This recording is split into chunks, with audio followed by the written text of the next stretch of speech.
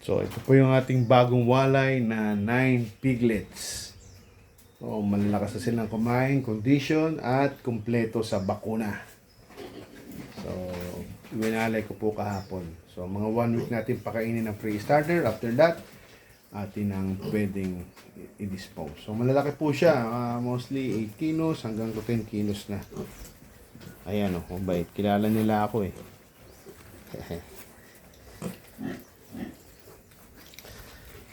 Ayan.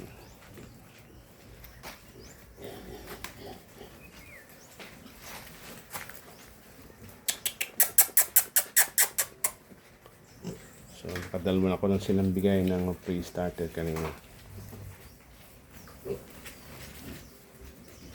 Salamat po. Ito naman yung 8 Quezon Black na winalay natin 2 weeks ago. Ayan, malalaki na sila. Quezon Black yung lahi nila. Although pinapakain ko pa sila ng kaunting feeds para tuloy-tuloy ang paglaki. And then ito yung iwinalay ko hapon.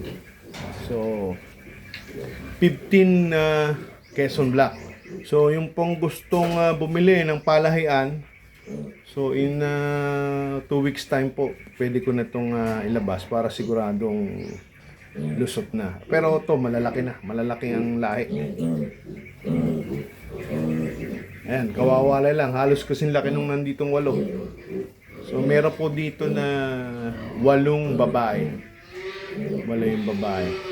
And then dun sa likod, medyo nilagyan ko ng partition. May 6 ako doon na lilitsunin. So kung mga ko na po ito, 20 kilos. Ayan.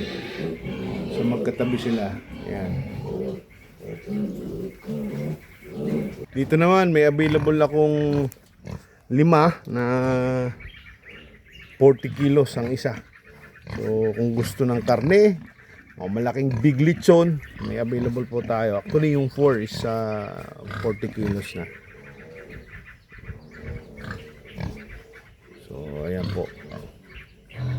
Sarap ang karne. Kahit adobo nyo, maligat ang balat, masarap talaga po ang karne.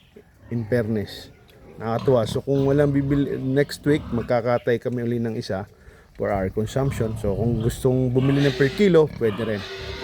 500 po per kilo ay yung presyo ng ating karne.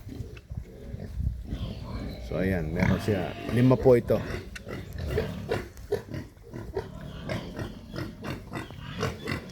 Have a nice day.